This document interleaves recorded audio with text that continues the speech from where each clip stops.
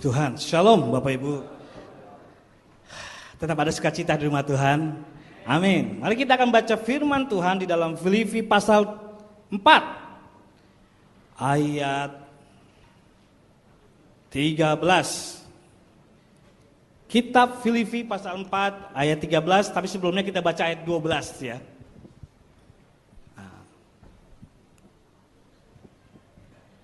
Filipi pasal 4 ayat 12 dan 13. Saya baca 12, ayat 13, Bapak Ibu kita bersama-sama kita baca. Filipi pasal 4 ayat 12 berkata, "Aku tahu itu kekurangan." Apa itu kekurangan? "Dan aku tahu apa itu kelimpahan. Dalam segala hal dan dalam segala perkara, tidak ada sesuatu yang merupakan rahasia bagiku, baik dalam hal kenyang maupun dalam hal kelaparan, baik dalam kelimpahan maupun dalam hal kekurangan." 23. "Segala perkara dapat kutanggung dalam Dia yang memberi kekuatan kepadaku." Sekali lagi ya, ayat 13, 2, 3. "Segala perkara yang memberi kekuatan kepadaku." Amin. Haleluya. Bapak Ibu, waktu kita menyambut merayakan HF ulang tahun 23, di setiap wilayah-wilayah kita ada kompetisi bernyanyi yang memuliakan Tuhan, memuji Tuhan. Di hari Minggu kita memuji Tuhan dengan ciri khas kita sebagai sidang jemaat Allah, yaitu ada bukunya, buku Kidung Kesukahan. Lalu ketika dipertandingkan lagu bebas.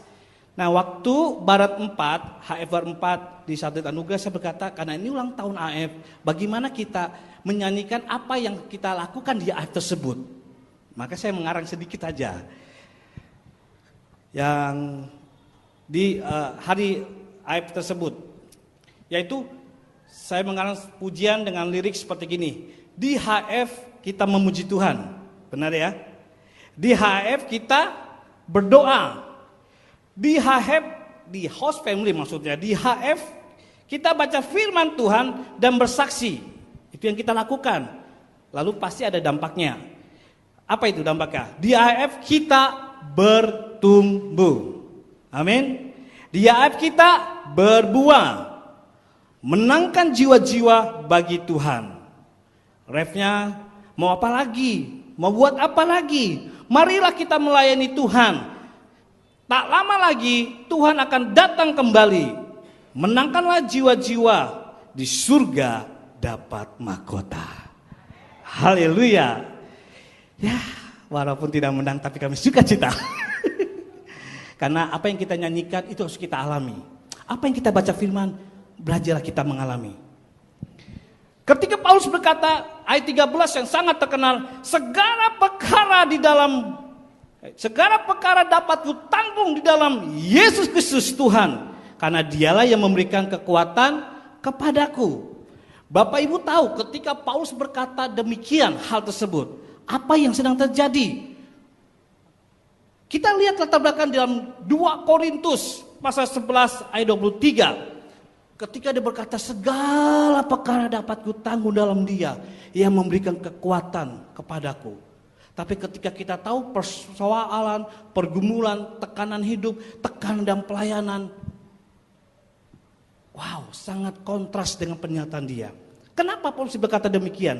Kita lihat dulu, ketika Paulus menulis surat kepada jemaat di Filipi, dia ada di penjara. Bukan di hotel, bukan di rumah, bukan berapa. Walaupun penulis, tapi dia penjara. Dia menulis. Dan di penjara Roma saat itu setiap terpidana itu penjaranya bukan seperti yang kita lihat televisi. Itu kalau di penjara di Roma itu masuk ke dalam tanah. Dan apa yang terjadi di sana pun gak bebas. Karena tangannya dipasung, kakinya dirantai. Wow.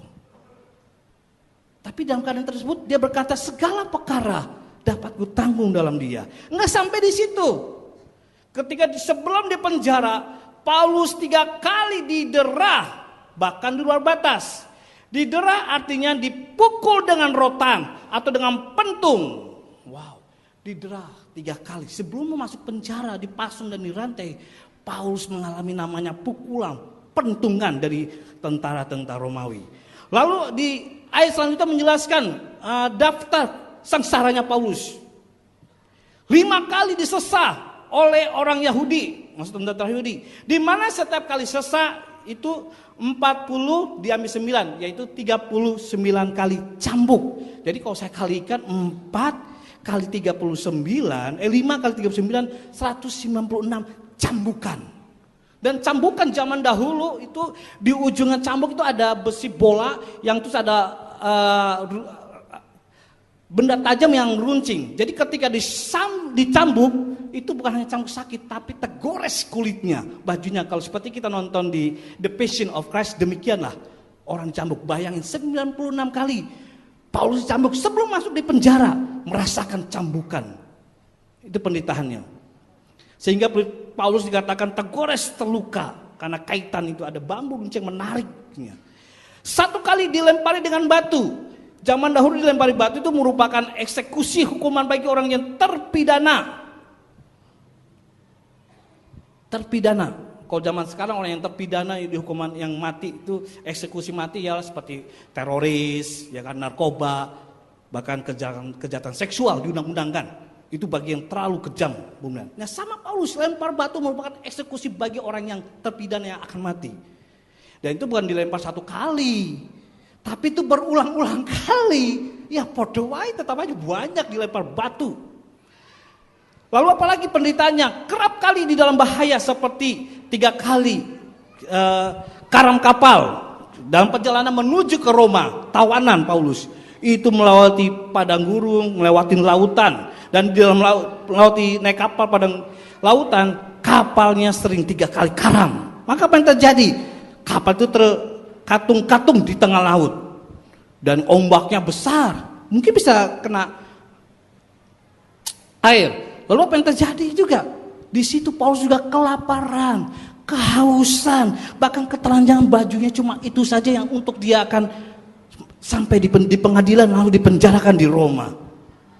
Dan belum lagi kalau ketemu dengan orang Yahudi, Paulus dikatakan orang yang dijelek, dicemooh, dicaci maki, bahwa dia terpidana yang akan mati. Tapi lucunya ketika sampai di Roma di penjara, Paulus berkata, menulis ini, bahwa Paulus tidak stres, dia tidak depresi, dia tetap masih berkata di dalam pasal 1 ayat 7 mengatakan, aku mengucap syukur kepada Allah. Wow, penderitaan akan sebagai rasul pengikut Tuhan begitu luar biasanya. Tapi sampai di penjara dia berkata, matur nuhun Tuhan, Gusti Yesus, aku tetap menjadi murid Tuhan. Bahkan dia berkata lagi bahwa melalui penderitaannya ini, Paulus yakin pemberitaan Injil semakin berkembang. Karena dia menulis berbagai 13 surat kiriman ke berbagai jemaat yang menjadi berkat bagi kita semua sampai saat ini. Salah satu di kitab Filipi. Itu daftar penderitaan Paulus.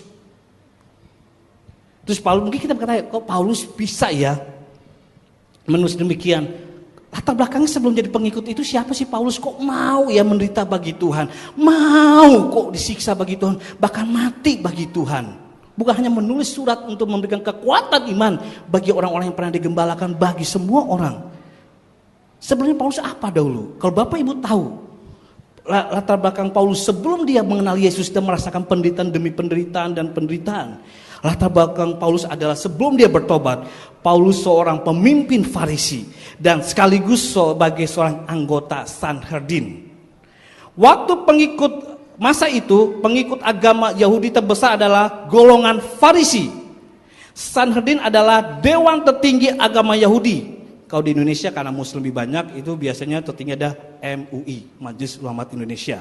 Nah, setiap pemimpin Farisi menjadi anggota Sanhedrin. Pemimpin dan anggota Sanhedrin itu punya pengaruh yang kuat secara masyarakat, pengaruh yang kuat secara keagamaan, pengaruh yang kuat secara kenegaraan. Sebab itu mereka dilantik langsung oleh kaisar dan mendapat fasilitas dari negara. Kadang anggota Sanhedrin itu menduduki jabatan juga di dalam pemerintahan seperti mungkin dinas pendidikan, pengadilan, dan pemerintahan. Jadi Paulus sebelum mengenal Kristus dan mengalami penderitaan demi penderitaan karena Kristus, Paulus orang yang berpengaruh, Paulus orang yang terhormat, Paulus orang terpandang, punya fasilitas negara, punya pengikut yang banyak dan uang yang banyak. Tetapi ketika Paulus mengenal Yesus sebagai Tuhan dan Juru Selamat dan melakukan firman Tuhan dan memberitakan firman Tuhan, 100% menderita, 180% derajat penderitaan demi penderitaan. Paulus masih dapat bersyukur, tetap semangat dalam hidup, tidak stres, tidak depresi. Mungkin kita tanya, why? Kenapa? Cuma satu kata saya mengatakan, alasannya karena iman Paulus bertumbuh. Amin. Katakan bersama dengan saya, bertumbuh. Sekali lagi, bertumbuh. Coba bilang sebelah kiri kananmu, imanmu harus bertumbuh ya. Saya juga. Amin. Bertumbuh. Sehingga kita bisa berkata seperti Paulus, segala perkara dapat kutanggung di dalam Yesus yang memberikan kekuatan padaku. Karena imannya bertumbuh. Karena iman pertumbuhannya Paulus bertumbuh, itulah yang memberi kekuatan bagi Paulus untuk menghadapi setiap persoalan, tekanan hidup, tekanan pelayanan. Sehingga Paulus juga berkata dalam Filipi 3 ayat 10 mengatakan, yang ku kehendaki ialah mengenal Kristus, mengenal kuasa kebangkitannya, dan mengenal persekutuannya dalam penderitaannya. Luar biasa. Karena pertumbuhan imanlah Paulus menjadi berkat. Meskipun dia harus bayar harga. Dan kitalah menjadi kena berkat-berkat rohani melalui Paulus ini. Alasannya karena imannya bertumbuh. Amin. Betapa pentingnya kalau iman kita bertumbuh. Ada 3 hal. Mengapa iman kita harus bertumbuh dan mempunyai dampak. Dampak pertama adalah kalau iman kita bertumbuh, 1, mampu menghadapi persoalan dan tekanan yang besar. Kalau iman kita bertumbuh, yang pertama kita mampu menghadapi persoalan dan tekanan hidup yang besar. Firman Tuhan tidak berjanji bahwa kalau kita jadi kalau kita jadi orang Kristen, lahir baru percaya di baptis Islam, lalu kita bebas dari masalah. Tidak. Tetap Tuhan izinkan kita tetap ada masalah. Orang di dalam Tuhan Yesus dan orang yang belum, orang yang sudah menerima Tuhan Yesus sebagai Tuhan dan Juru Selamat pribadinya, dan juga yang tidak peduli terhadap Kristus, sama-sama merasakan namanya hujan, namanya kepanasan, kemarau. Artinya tetap merasakan sesuatu. Hanya bedanya itu. Kalau kita menjadi pengikut Tuhan, seperti Paulus, ada perbedaannya. Yaitu mampu menghadapi persoalan dan tekanan yang hidup. Justru sejak kita menerima Yesus sebagai Tuhan dan Juru Selamat, saat itu kita sedang memproklamasikan bahwa saya menerima Yesus sebagai Tuhan dan Juru Selamat, berarti saya adalah anak Allah. Dan ketika kita mengatakan kita menjadi anak Allah, sisi lain berarti kita siap menjadi musuhnya iblis. Wow. Ketika kita mendeklarasikan bahwa saya sudah terima Yesus sebagai Tuhan dan Juru Selamat saya bertobat, saya mengakui saya berdosa, saya butuh Tuhan, untuk Tuhan sucikan saya dan saya menjadi anak Allah, maka sisi lain iblis berkata, berarti engkau adalah musuhku. Wow. Jadi yang baru dibaptis, terima Tuhan, siap-siaplah. Contohnya Tuhan Yesus ketika baru dibaptis dan menuruti perintah Allah, Yesus dibaptis selam di Sungai Yordan. Dan saat ketika Yesus keluar dari Sungai Yordan, ada perkataan surgawi yang berkata, inilah anak yang kukasihi, kepadanya lah aku berkenan. Tapi sejak itu juga lalu Roh membawa Tuhan Yesus ke padang gurun dan diuji, dicobai oleh iblis. 3 pencobaan kalau di dalam padang gurun. Jadi suka atau tidak suka, senang atau tidak, tetap sebagai anak Tuhan kita harus siap menghadapi setiap persoalan, tekanan hidup. Jadi iblis selalu berusaha untuk menjatuhkan kita sebelum kita mendapatkan kekuatan baru dari Tuhan. Iblis akan selalu menjatuhkan kita. Karena itu kita harus bertumbuh iman kita untuk siap menghadapi bosan dan tekanan hidup. Kita perlu kekuatan rohani sehingga kita tidak mudah, tidak stres seperti Paulus. Ada 9 daftar penderitaan ketika Tuhan, tapi dia kuat menghadapi tekanan. Kesaksian di host family. Kenapa saya menunjukkan host family? Karena di host family kita 2 arah ya. Satu, kita fokus kepada Tuhan, menyembah, memuji, memuliakan Tuhan dan mendengar firman Tuhan. Kedua, kita sharing. Kita membagi pengalaman firman, pengalaman rohani yang satu dan yang lain supaya kau yang lemah bisa dikuatkan. Amin. Saling mendoakan, saling berbagi pengalaman dalam Tuhan. Nah, ketika waktu di AF tersebut ada jemaat Barat 4 bersaksi, Pak Gosar dan saudara-saudara sekalian, tahukah ketika saya mulai sungguh-sungguh Tuhan, saya terjumlah nih Tuhan sungguh-sungguh dulu ya, ikut Tuhan gereja ya gereja, kalau nggak sempat ya enggak. Tapi ketika saya apapun terjadi, ada duit atau enggak, ada masalah dengan suami saya atau tidak, saya tetap mau ke gereja, saya tetap mau doa malam, saya tetap mau ikut host family HF di kelompok saya. Tapi Pak Gosar, enggak rajin gereja, enggak rajin doa malam, enggak rajin AF, masalahnya sudah besar, ditambah semakin saya rajin. Saya pikir semakin kecil masalahnya atau semakin berkurang, ternyata tidak. Suatu ketika sebulan lalu dia bercerita, 2 minggu ini suami saya mengusir saya dari rumah. Lu udah rumah kecil diusir lagi. Diusir dari rumah. Bahkan kedua anaknya juga pergi sana kamu. Gereja terus, bukan soal gerejanya, memang suaminya kurang tidak sungguh-sungguh dalam Tuhan. Kalau waras dia ke gereja, kalau nggak waras nggak pernah gereja, nggak pernah lain, sekedar saja. Tapi istrinya begitu kokoh ikut AF, ikut doa malam, ikut gereja, ikut ibadah, ikut melayani panggilan Tuhan. Walaupun akhirnya suami yang sudah pergi sana, pergi pulang, aku pulang kamu ke rumah bapakmu. Wih, sudah anaknya besar-besar, SMA mau lulus ujian, satu masih kelas 4 SD, kelas 3 SD, enak sekali dia bilang. Ya memang beda cuma berapa meter sih daerah Duku Kupang tersebut, berapa meter saja. Tapi sakitnya itu luar biasa.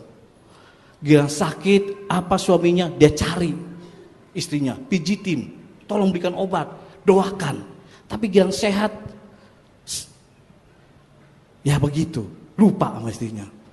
Tapi tetap, meskipun pulang ke rumah orang tuanya, orang tuanya juga susah juga. Rumahnya kami lihat juga, dikasihnya adalah tempat gudang. Kecil cuma 2x3 ya, 3x3 meter. Udah atasnya seng bolong-bolong. Terus gudang itu terbuat bukan dari tembok, dari kayu, bolong-bolong juga. Kalau tikus ada lewat. Waktu saya ke situ kunjungin, waduh luar biasa nih. Tapi dia bilang, Pak, nanti malam AF di mana kita ya? Oh sedap. Pak, besok doa malam siapa yang melayani mimpin pujian? Wih, lagi kadang susah dia tanya pelayanannya. Lagi kadang susah dia tanya nanti AF malam di mana ya? Wow. Saya yakin karena imannya bertumbuh, dia siap menghadapi persoalan. Enggak jauh-jauh dari suaminya sendiri, boconya sendiri. Tantangan tekanan besar, tapi dia mau tetap setia ikut Tuhan, melayani Tuhan. Benar Bapak Ibu, saya bilang ya sudah. Kebetulan ada banner-banner bekas yang nggak kepake, pakailah buat tempel di atas, ya sengnya tempel di bawah supaya tikus dilarang masuk. Saya bilang, udah baru kita cari kipas angin dan lain. Tapi memang Tuhan baik, cuma 2 minggu, nggak lama-lama, iling suaminya, waras, sehingga dipanggil kembali, ayo pulang ke rumah, tidur di rumah, balik no. Wow, aku balik tidak baik, tidak mempengaruhi aku untuk setia melayani Tuhan, untuk tidak pergi ke gereja. Tetap aku akan ke gereja, meskipun bingung naik bensin perlu ongkos, tapi Tuhan tetap pelihara. Amin. Satu kata, karena imannya bertumbuh, maka sang ibu ini bisa mampu menghadapi persoalan dan tekanan yang hidup. Segala perkara dapat kutanggung dalam dia. Karena imannya bertumbuh, segala perkara. Amin. Yang kedua, kalau iman kita bertumbuh, maka yang kedua kita mampu mengalahkan godaan dan kejahatan yang semakin besar. Kalau iman kita bertumbuh sehingga kita berkata segala perkara dapat kutanggung dalam Kristus, maka kita mampu mengalahkan godaan dan kejahatan yang semakin besar akhir-akhir ini. Semakin besar godaan dan kejahatan. Kalau kita lihat kejahatan sekarang luar biasa ya, banyak perampok yang bersenjata, banyak pemerkosa, itu kekerasan seksual, banyak penjualan anak, banyak narkoba, penipuan, hipnotis, penyebaran penyakit, AIDS, SARS atau flu, bahkan flu burung lagi, udah flu binatang, flu negara, flu Singapura lagi, banyak terjadi. Itu zaman sekarang. Tapi ketika iman kita bertumbuh, kita mampu mengalahkan godaan tersebut, kejahatan juga tersebut. Contohnya nggak usah jauh-jauh. Kalau bapak ibu kita membeli buku-buku rohani Kristen dan mencari Alkitab, itu mahal kalau di toko buku, benar? Tapi kalau mencari buku-buku yang nggak benar dan lagu-lagu VCD yang tidak benar atau nyanyi dangdut, itu murah karena bajakan. Tapi lagu rohani susah cari dan mahal, bukan susahnya, mahal, ada di toko rohani tapi mahal. Itu. Tapi kalau iman kita bertumbuh, kita bisa mampu mengalahkan godaan, cobaan, kejahatan apapun. Amin. Sebelum wakil gembala satelit kami di anugerah itu dipanggil Tuhan, hari Jumatnya dia bersaksi, Sabtu masuk opname karena demam berdarah, minggunya 9:30 Tuhan panggil. Tapi waktu Jumat doa malamnya dia bercerita, dia bersaksi bahwa puji Tuhan dulu dia freelance ngituin usahanya AC memperbaiki. Tapi karena kesetiaannya, Tuhan melihat kesetiaannya, juga banyak pergumulan, anaknya mulai kuliah, butuh banyak dana, Tuhan kasih pekerjaan yang tetap di suatu perusahaan. Wow, dia senang jadi mentor, bukan mentor ya, memonitor orang yang kerja, karyawan gitu. Dan suatu saat ketika ini sudah mulai bangun hotel tersebut, dan mulai saatnya barang-barang masuk. Dia bagian di AC dan ventilasi listrik.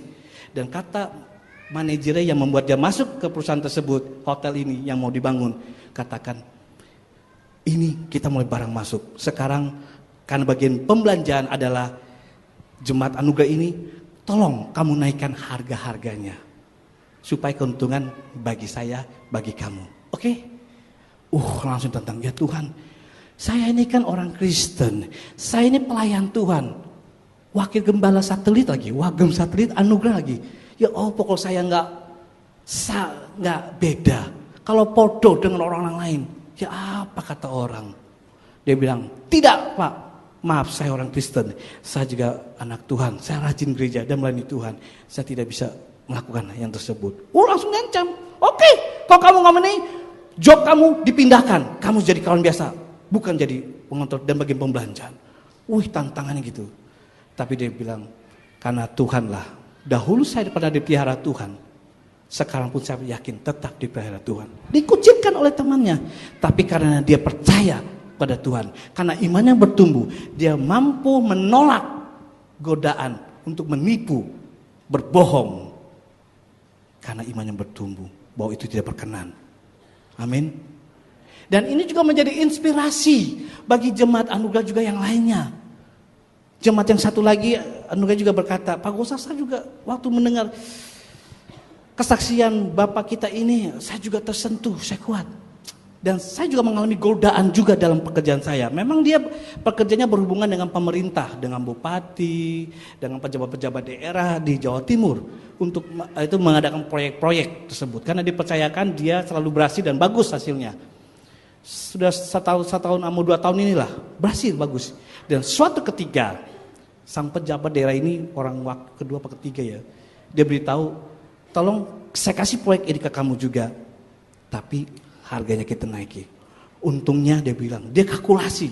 Secara pribadi aja saya akan dapatkan fee-nya aja 2M. Belum teman-teman saya, dia timnya 4 orang, dia ketua tim untuk mengadakan proyek tersebut. Tapi bertentangan dengan iman dia. Bertentangan dalam sebagai orang percaya dan Alkitab. Dan dia ingat kesaksian almarhum kawannya di anugerah ini. yang itu aja hidupnya pas-pasan aja, berani menolak godaan pekerjaan, godaan rayuan iblis dunia untuk hidup kaya instan. Padahal hidupnya pas-pasan, mungkin juga berkekurangan. Loh, saya kok yang lebih, masa saya tidak berani menolak juga? Sama-sama saya pelayan Tuhan, sama-sama saya anak Tuhan. Dan dia katakan, terima kasih Pak buat proyek ini, tapi mohon maaf, saya menolaknya. Teman-temannya yang 3 orang ini langsung marah pada jemaat kami ini, anugerah ini. Jangan munafik, fee-nya saja untuk kamu sudah begitu besar, untuk kami besar. Padahal mereka waktu udah siap, kita dapat proyek ini lumayan. Saya akan berikan Pajero teman-temannya. Saya akan memberikan lagi yang Fortuner yang terbaru. Udah impian, tiba-tiba ditolak. Dan dia berkata, Pak, karena engkau yang menolaknya, maka biaya entertain-nya kamu yang harus bayar. Kami tidak mau. Tadi biasa patungan untuk biaya entertain. Biaya entertain untuk ngurus proyek ini, itu juga bukan puluhan, ratusan juta. Wah, saya sendiri, oke. Dan kami akan tinggalkan engkau. Kami tidak akan bersatu lagi. 2 temannya meninggalkannya. Dan jemaat anugerah ini yang setia mengasihi dan melayani Tuhan, dia bayar biaya entertain tersebut.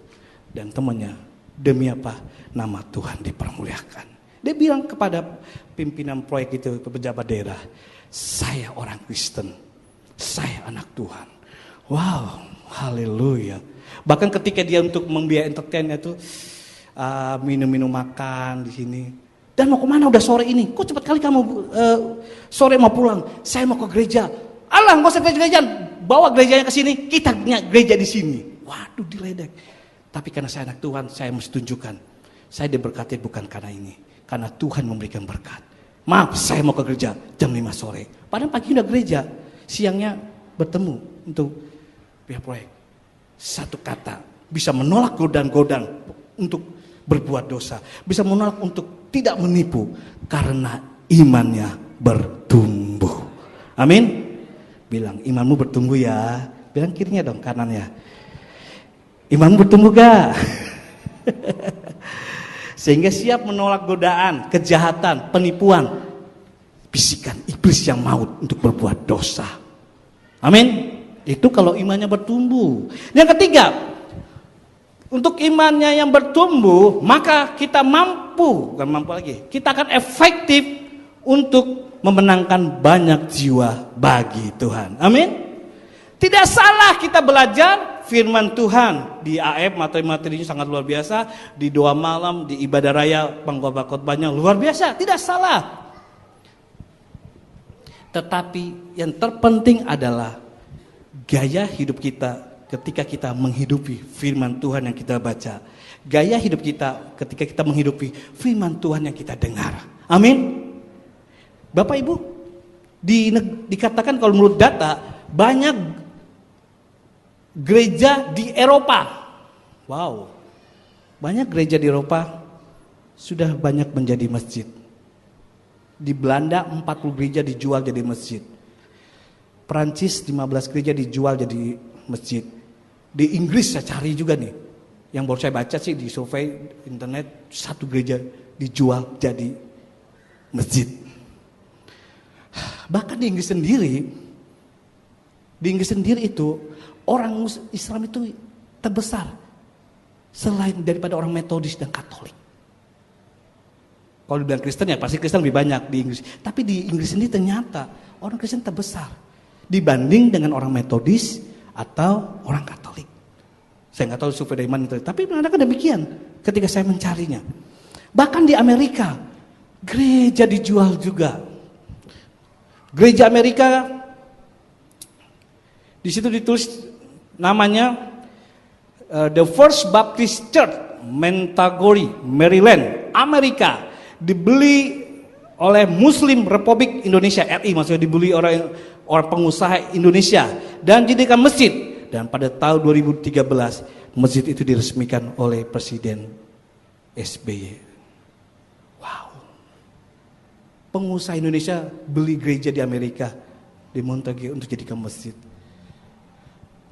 Kenapa? Mereka banyak masjid terjual dan lain. Karena orang-orang di Eropa sudah telah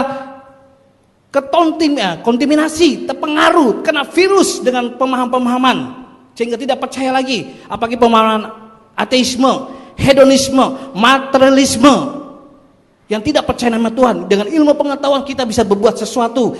Kehidupan hedonisme, kalau kita bersenang-senang, itulah tujuan kita hidup. Itu gaya orang hidup hedonisme. Kalau kita bisa membeli sesuatu, belanja segala sesuatu, kita bisa hidup. Itulah orang yang bermaterialisme. Sehingga gereja pada kosong dan gereja dijual. Kenapa? Jemaatnya pada bosan ke gereja. Kenapa? Jemaatnya jadi bosan mengikut Tuhan. Kenapa? Karena ajaran Alkitab dijadikan oleh mereka hanya sekedar ilmu pengetahuan, hanya sebagai teologi saja, pemahaman.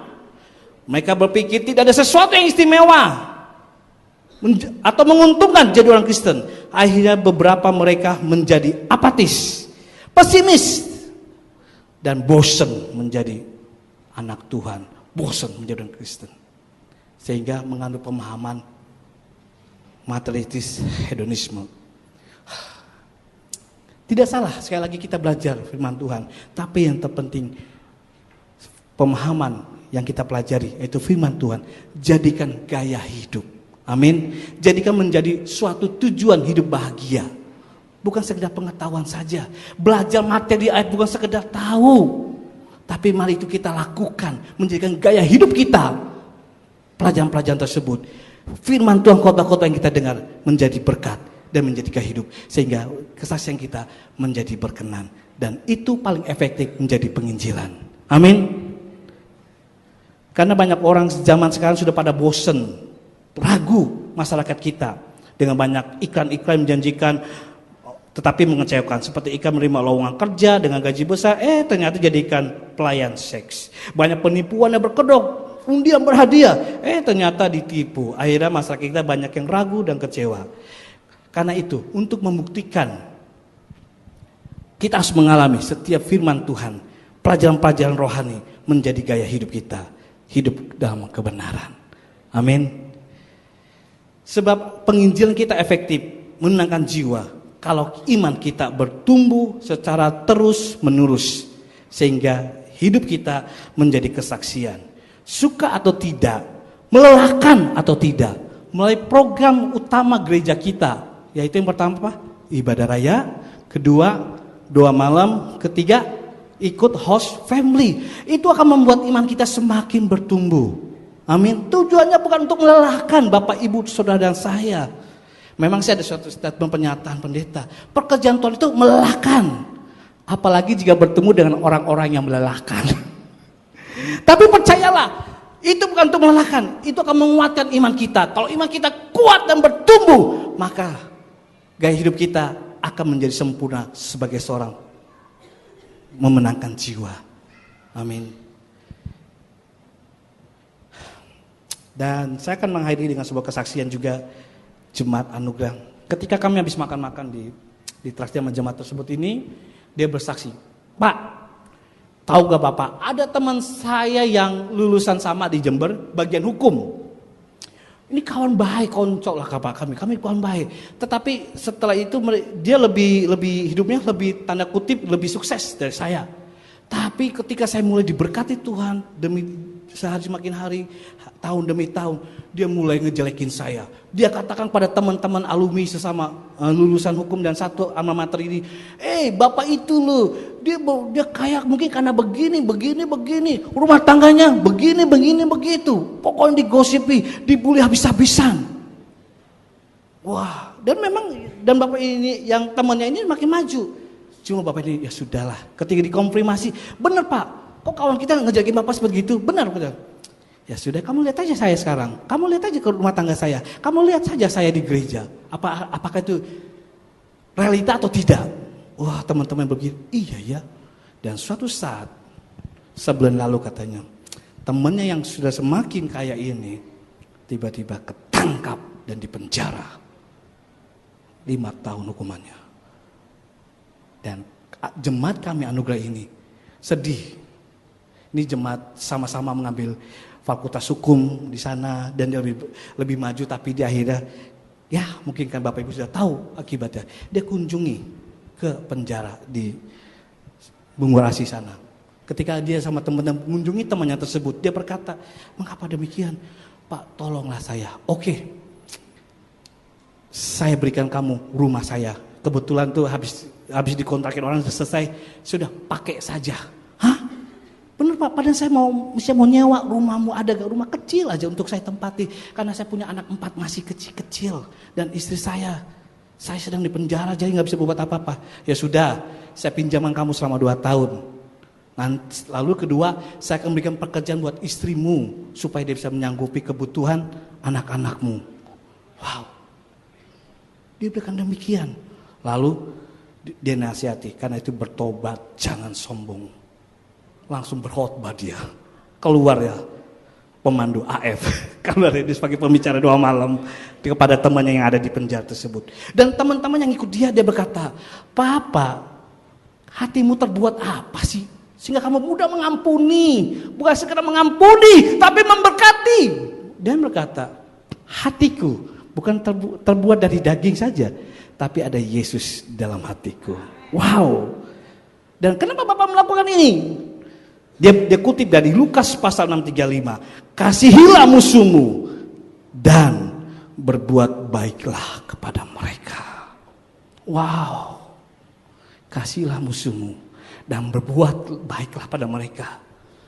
Maka kita akan menjadi penginjil yang baik. Menjadi penginjil-penginjil yang terbaik. Amin. Itu karena iman kita bertumbuh, maka kehidupan kesal kita menjadi berkat. Saya nggak tahu persoalan apa yang Bapak Ibu kita hadapi pada pagi hari ini. Tapi kalau keiman kita bertumbuh, percayalah kita akan mampu menghadapi persoalan tantangan hidup, tekanan hidup maupun juga dalam pelayanan.